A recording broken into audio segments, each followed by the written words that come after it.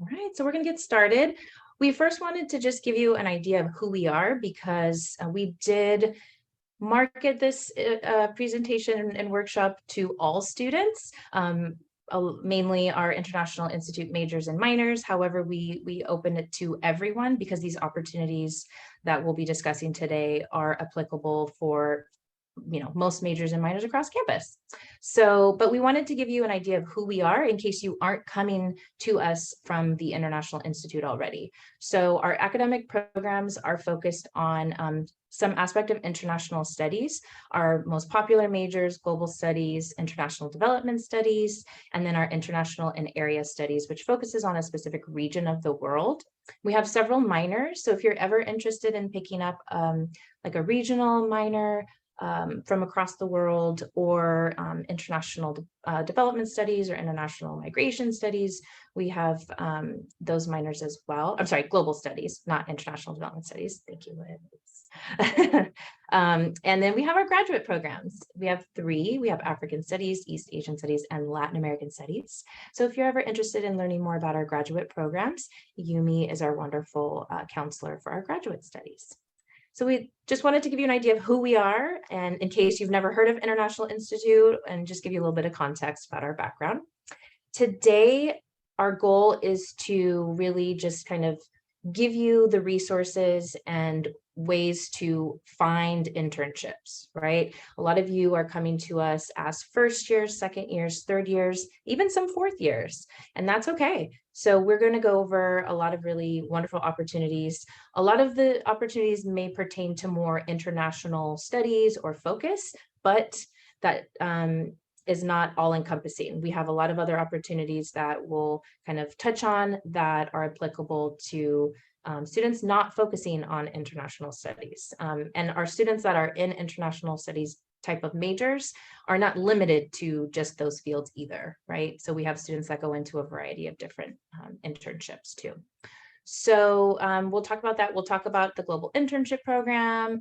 We'll touch on the kind of basic things to know as an F1 international student and trying to do an internship, earning academic credit, and then we will go over a handshake demo. So that way you can kind of feel more confident navigating through handshake. And then we'll have some time at the end for questions and answers. So we are going to jump in.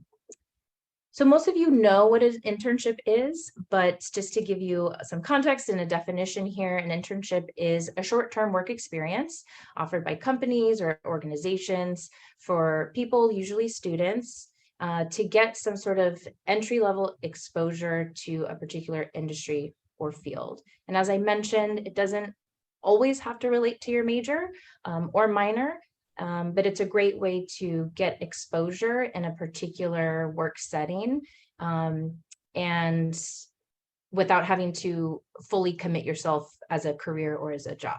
So it's getting a taste of a certain type of job or career field. So we're going to do a quick poll. Liz is going to launch our poll. Just a second. So if you can fill out our poll, the question is a true or false. And the statement is 70% of employers offer full-time jobs to successful interns. Do we think that's true or false?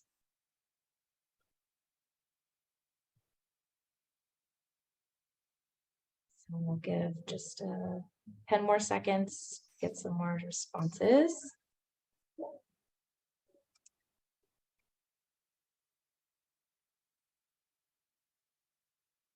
Okay. Launch it, Liz. Yes, so I'm going to share the results. Let me know if everyone can see them.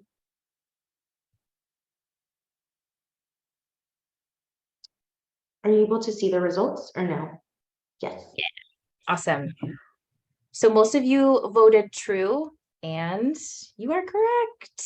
There's actually a statistic from NACE Web that talks about this statistic that a lot of employers do offer full-time jobs to successful interns. Now, that's not ever a guarantee unless it's explicitly stated in that internship when you sign up for it. But basically, the point of showing you this is there's a pretty great chance that that internship you're applying for could potentially lead to something later on.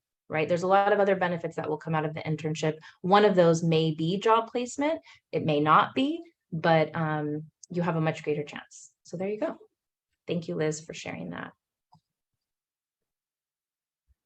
Okay, so some of the things to think about when you are considering an internship and why you might want to do it. One of those is to make connections. I can't tell you how many times I'm telling students or just people in general, it's all about who you know. So it's expanding your network, your professional network, and you never know where those connections may lead you. Even if it doesn't lead you to a particular job, you may reconnect with someone 5 years from now that you were working with in the internship, and that could lead to another opportunity. So I think just the greater you can make your network and make more connections, the better for you. Obviously, it's a great way to gain valuable experience. It's a great way to explore a possible career path. So if you're thinking about going into business or foreign affairs, it's a great way to get a taste of that field without, again, having to fully commit yourself to a full-time job. And then again, it can potentially transition into a job. There are several other benefits, but these are just some of the key ones to think about.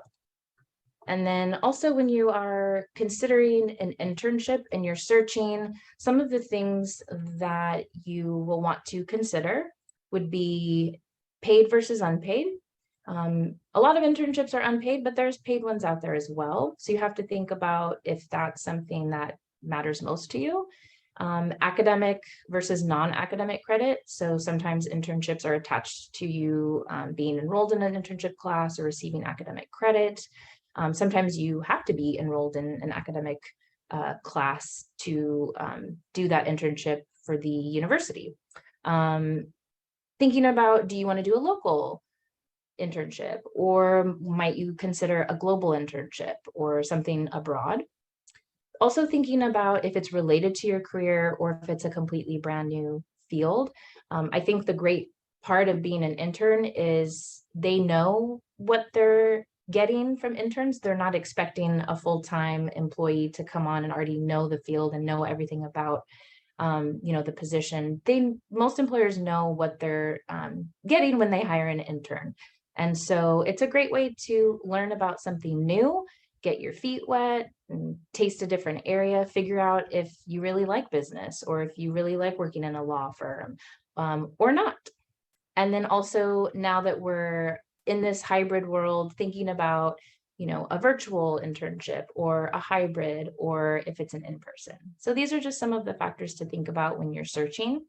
And that leads us to your actual search process. So Mildred is going to take over and talk about some of the kind of main resources that you should look into. Thank you very much, Olivia. So I just dropped a link into the chat, and if you want to scan the barcode, that's another way to access it, or you could just click the link on the chat. But where I recommend starting, first of all, is our Career Center website.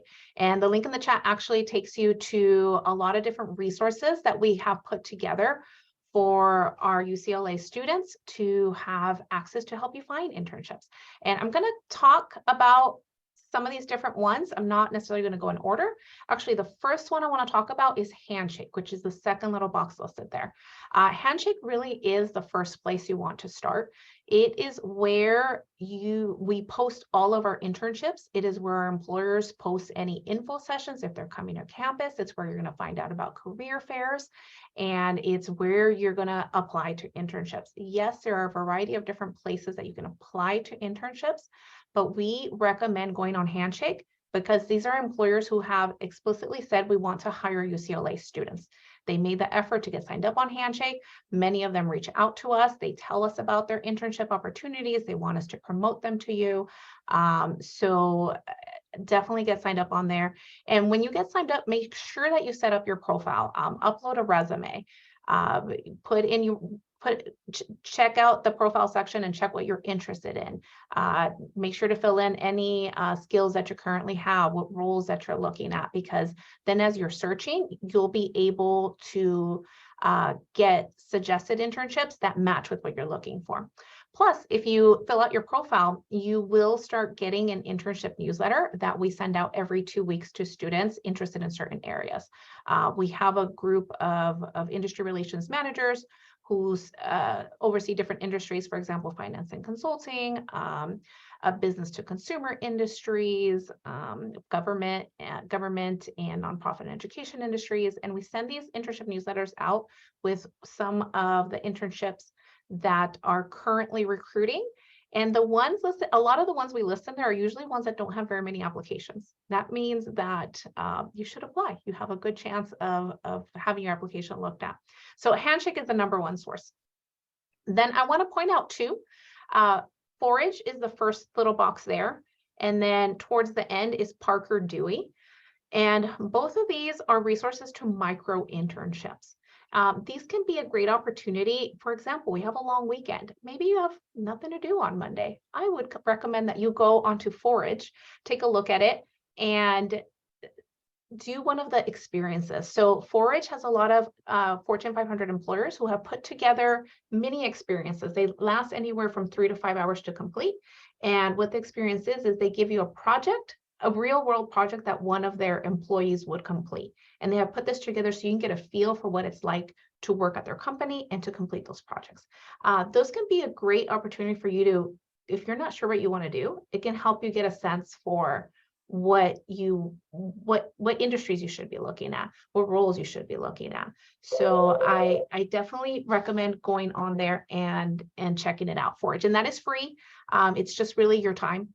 Parker Dewey is another micro internship. Those you have to apply, and they are internships that last anywhere from 1 to 2 weeks. They do come with a stipend anywhere from $100 to up to $500, depending on the role. So those two I recommend. Let's see. We also have LinkedIn for students. So definitely get yourself set up on LinkedIn. And you'll want to have a profile. Employers do look at LinkedIn often. So you want to make sure to get set up, be professional. At the Career Center, we do have workshops for LinkedIn. So you can take a look at that and see, take a look at the workshops and get yourself set up so that you look good to employers. Another really good one, if you're looking for international internships, it's the last one, Going Global, on the bottom.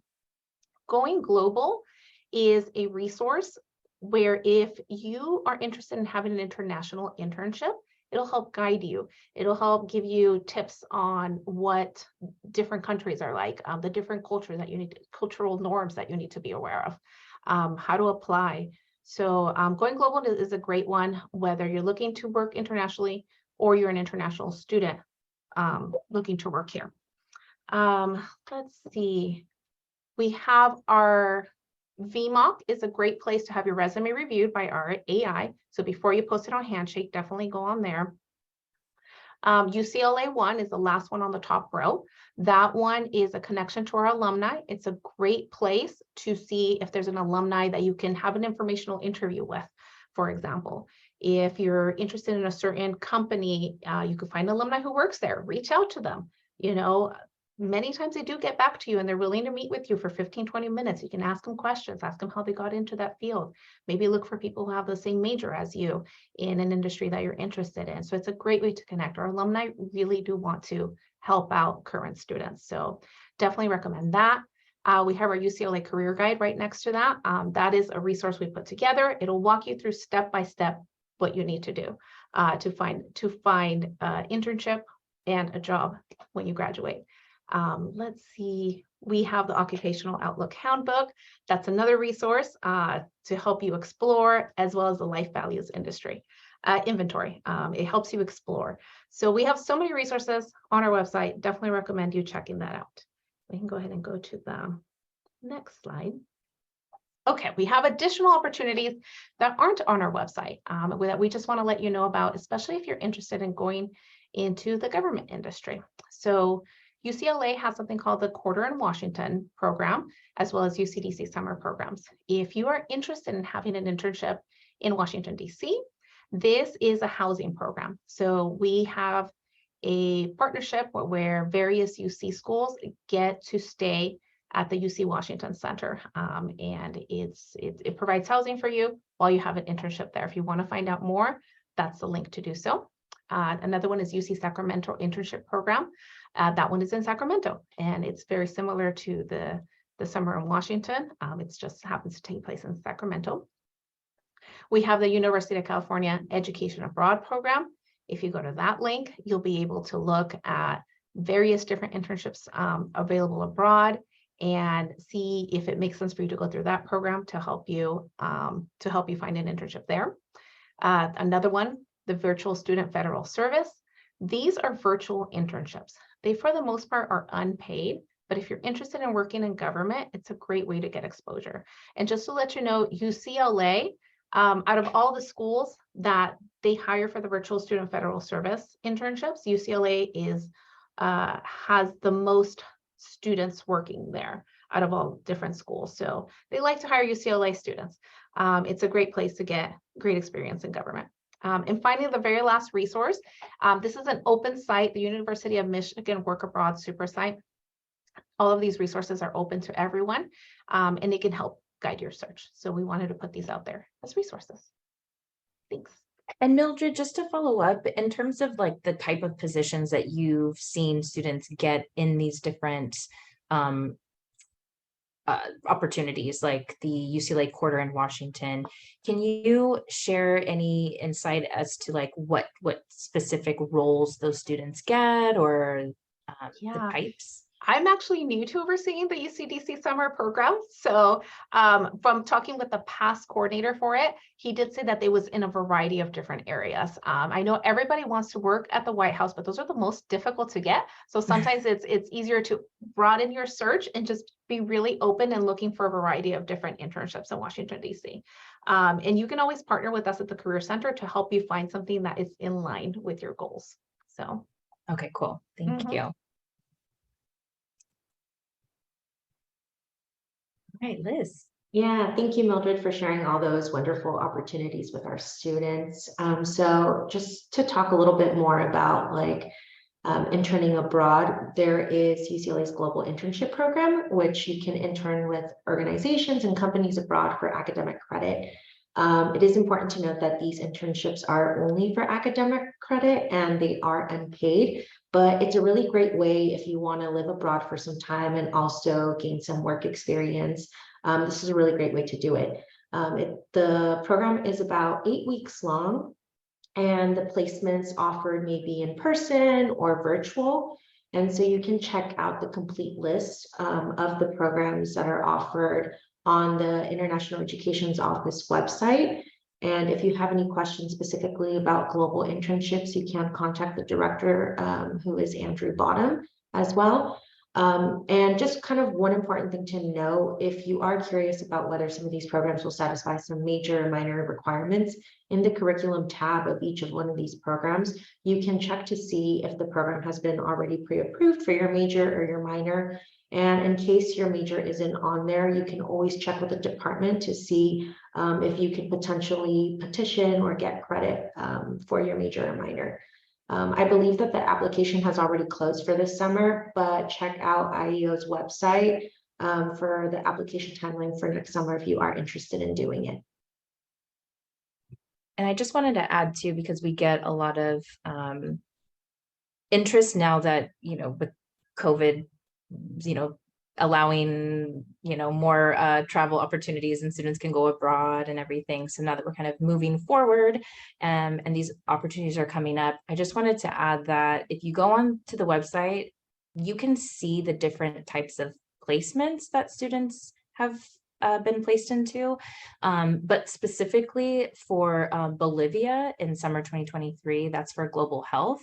And that one is where you're working with some sort of like nonprofit organization. You are kind of doing something in the medical field. And so we get a lot of pre-med students that have interest in doing that.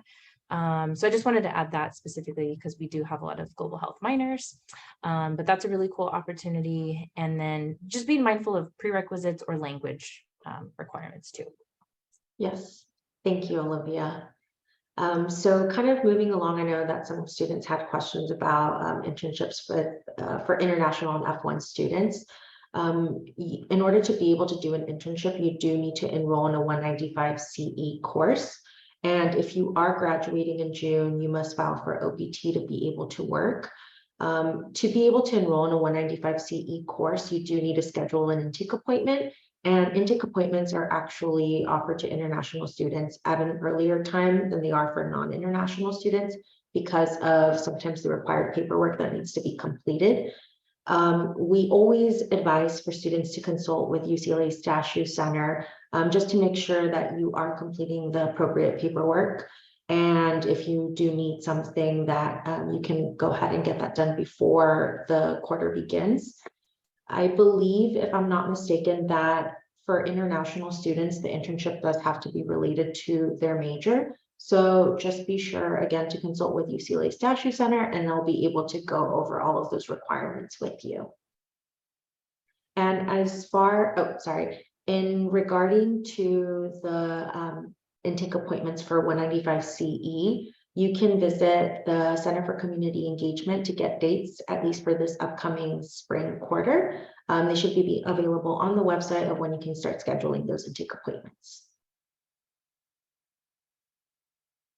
So for global studies majors, the senior capstone, as you may know, the major requirements changed this fall. And so one way to satisfy the senior capstone is by doing 1 quarter of an internship that is related to globalization. So in order to receive credit for your senior capstone, you do need to enroll in International and Area Studies 195 CE, which right now it was offered winter, spring, and summer. We are hoping to get it offered throughout the entire academic year as well as summer. And one important thing to note about this, if you are looking for your senior capstone requirement to be fulfilled, is that you must petition the internship before you schedule any intake appointment with the Center for Community Engagement. So the petition must be submitted to our department so that the committee can review your internship and make sure that it is related to globalization. After you get the pre-approval from us, then you'll be able to schedule an intake appointment with the Center for Community Engagement. And then they decide whether your internship is appropriate for UCLA for you to be able to get academic credit. But if you don't wish to use it for your senior capstone, you can still enroll in International and Area Studies 195 CE, and you can get major credit, and you don't need to submit a petition beforehand if you are just willing, if you're looking to fulfill a different requirement. But if you are looking to fulfill the senior capstone requirement, you do need to submit a petition ahead of time. And it usually takes about 2 to 3 weeks for us to review petitions. So you always want to be mindful of when you submit your petition, because some companies or organizations will have you, kind of let them know if they offer you the internship, let them know within like 48 hours or even that week of whether you accept the internship or not. And if you are looking to fulfill your senior capstone, it's probably a good idea to submit it as soon as you apply to this internship, just to make sure that you already have that pre-approval ready.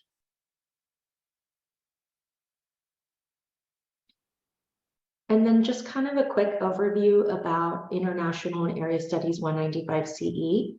It is a 4-unit upper division course. If you are looking to get major credit and your major is within the International Institute majors and minors, you need to take it for a letter grade. But if you are not looking to get major credit, you can take it pass, no pass. Before you enroll in the class, you have to secure your internship. And then once you secure your internship, then you would be able to go on the Center for Community Engagement website. You can schedule your intake appointment.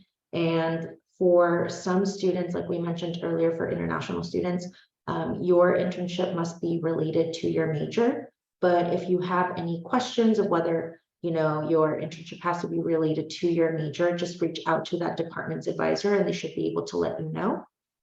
The course requirements is that there are discussion sessions, weekly response papers, and at the end, you're gonna have a final research paper that you will be able to turn in.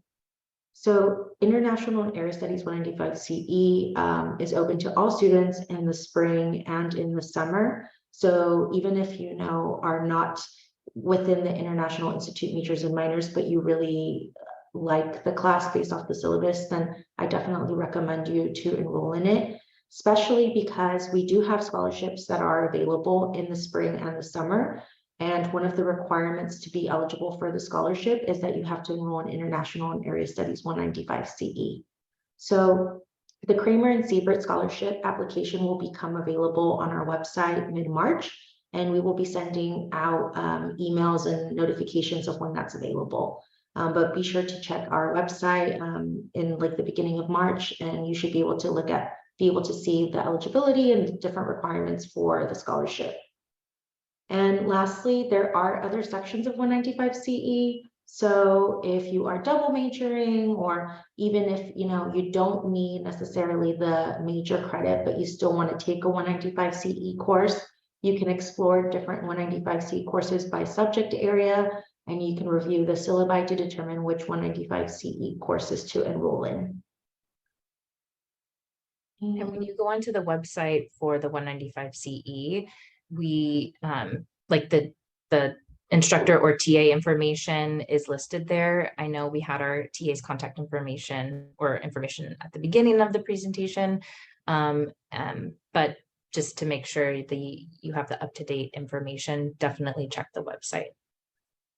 You can also reach out to us and we can refer you to the TA. Thank you, Liz. All right, so next we have Sandy joining us, Sandy Valdiviso. I'll have her introduce herself, and then she's going to go over Handshake for you all. Hi, everyone. Nice to see so many of you here today. I am the counselor, another of the counselors at the International Institute, and I'm in charge of the International Development Studies major and Global Studies major and minor. And today I will give you a brief overview of Handshake, which is this platform that we love here at UCLA because it connects Bruins with opportunities, job opportunities, and the Career Center. If you want to make an appointment to meet with them, you can do it through Handshake as well. So I will be sharing the Career Center. 1 second.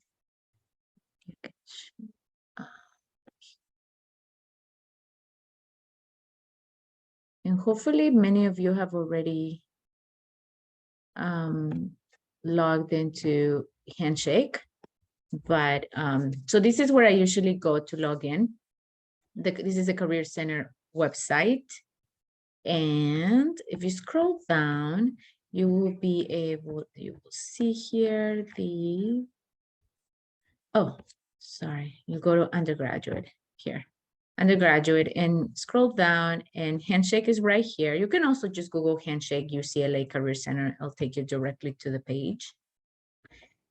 And so when you click on it, usually it will let you log in with a UCLA login ID.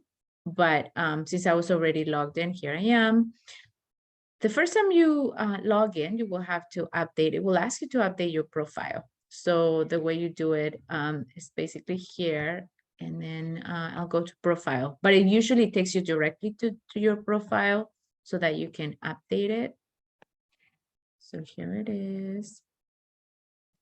And it looks a little bit like LinkedIn, in the sense that you can include a lot of your information, like your education, your work and volunteer experience, organizations, and other information. The more information you have here, the better, because a lot of the job and internship opportunities will be more tailored to you, and you will receive those ones by email.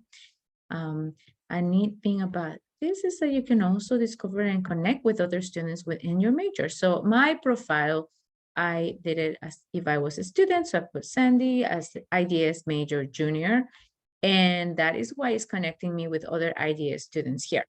And that is really nice because, as you know, for finding opportunities, networking is great. So many of the students could be working at companies that you might be interested in. So it's always worth looking at it and connecting with them. So that's the profile. Now, looking for internships. How do you do that? Up here on the left corner, if you click on jobs, you can look for jobs and also for internships. There is right now jobs is 33,000. So it could feel a little overwhelming at first, but if you use the filtering section here and you want an internship, you click on internship and you'll find that now there's only 9,000 opportunities. If you click at the filters, you can look at different paid or unpaid, if you want on-site or remote, the role, industry, employers, major. So there are different ways that you can filter it by, and it will show you the results there. You can also, if you're looking through the opportunities, it's a lot of them and you don't want to look at all the details first, you can hit save and go to your saved jobs here and look at all the ones that you saved, each of the details. You can apply directly. Some of them you can, when you click on the opportunity, there will be each job opportunity will have the company, some details of the deadlines, also if they accept, for example, international students, and how you can apply. You can apply externally, so through the company, or sometimes it will say just apply, which means you can apply directly from through Handshake. So that's the role description. They give you an opportunity to connect with people who work at that company. They're not necessarily Bruins, but for example, this person's from UC Berkeley, you can send them a message and ask questions as well. That means they're connected with Handshake. My profile, I put my major and other details. So it would also tell you that you're matching the profile of the candidates that they're looking for based on whatever you put on your profile. A little more about the company. And I like this as well, similar jobs. So it will show you other jobs that are comparable to the one, or internships that the one you're looking for. So that is internship. So I would definitely suggest that you look through all these opportunities. And if you have questions on filtering, I've heard from students sometimes that they're looking for opportunities, but they're not sure which filters to use. There are recommendations when you click on filters of like industry and things like that. They will recommend things here or roles. But if you have more questions, you can always meet with someone at the Career Center just to kind of help you use this this platform in a way that is better for you. Another nice feature of Handshake is that you can see all the events that the Career Center is organizing for all of you, and anything from career fairs to informational interviews with alumni. They talk about their careers, and they'll show you if there's a networking opportunity, if it's virtual, if it's advising. So check it out and make sure to attend as well. And you can register through Handshake. The next tab here is for employers. If you want to follow employers that you're looking to work at, you can also filter by industry. Sometimes just learning about the industry and what they're looking for is a good idea for you to do a little bit of market research, prepare yourself before you graduate. And finally, on the right corner next to your profile, if you click on Career Center, this is how you can make appointments with counselors at the Career Center. There's a little more resources here as well. And lastly, the front page of Handshake. It's really nice because it will give you opportunity. So if you start here at workshops, right? That's the first part. The second one is about recruiters that are hiring for internships and jobs. And this is based on your profile. Jobs recommended for you, jobs that you've saved, and the jobs and internships that are popular within your major as well, and recommended based on your activity. So it's very like they customize it very well, so that way you're getting all that information based on your profile. And these are suggested by your Career Center. So the Career Center will suggest things and jobs and opportunities for Bruins right here. So I definitely recommend that you check those. They put jobs in international affairs because I believe I put on my profile that I was interested in that, and that's why they're recommending these ones as well. Okay, so that is it. Definitely recommending to use Handshake as much as you can.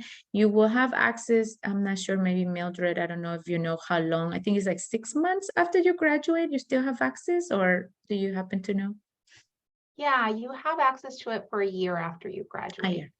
A but year. you only have access to career counseling for less than that, three months after you graduate. So Great, thank you. Yeah, so it's a great opportunity that you should use at this point. Take some time to use it. Okay, that's it for me, Olivia. If you have any questions, I'll be around.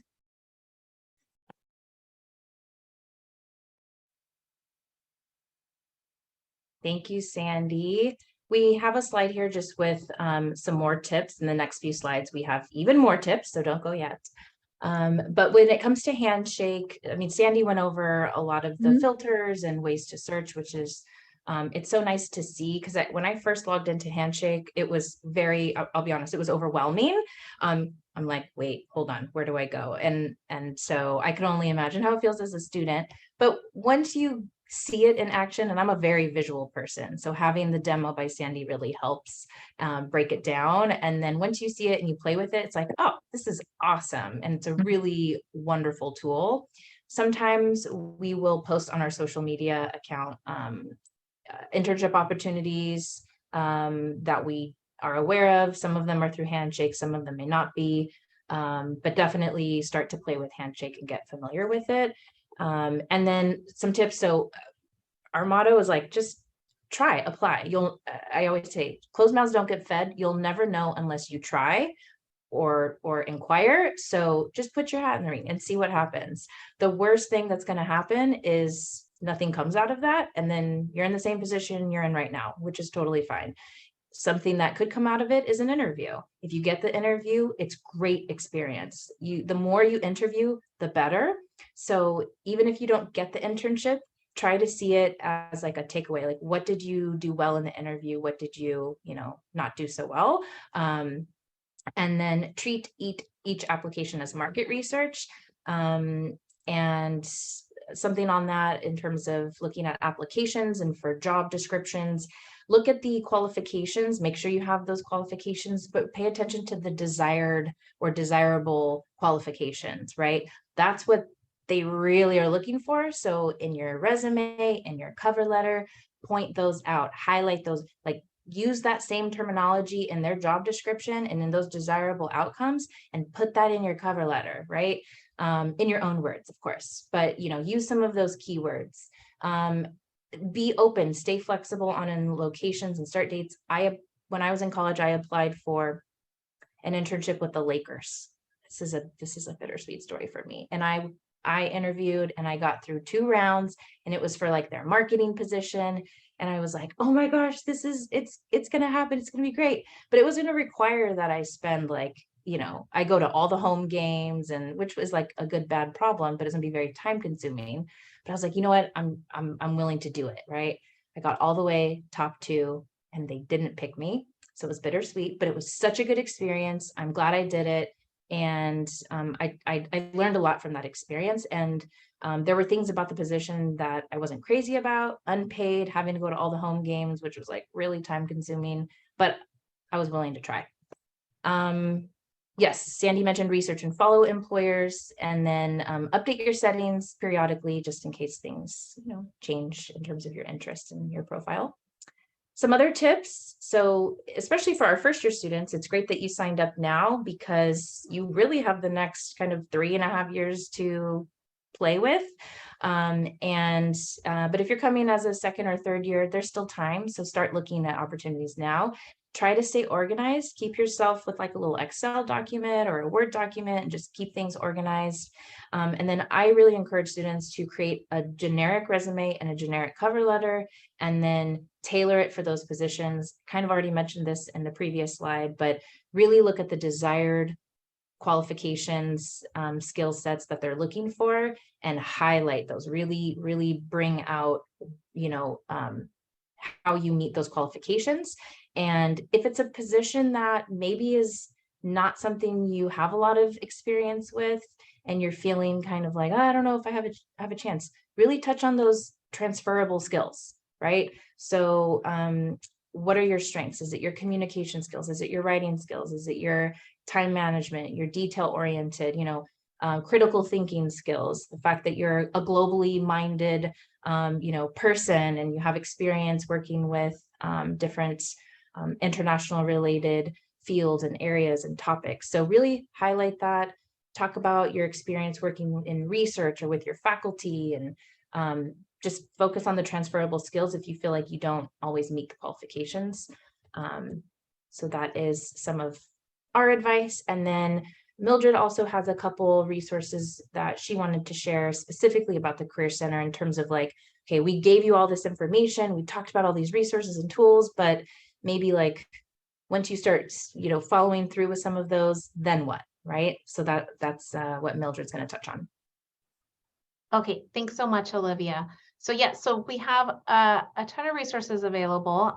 Definitely encourage you to go onto our career website, our Career Center website, which you can see the website address right there. Take a look at what workshops we have available. So Sandy went through and showed you the events module, and we have a variety of different workshops. Some of them are hosted by our career counselors. They're really meant to be educational, and some of them are hosted by our employers.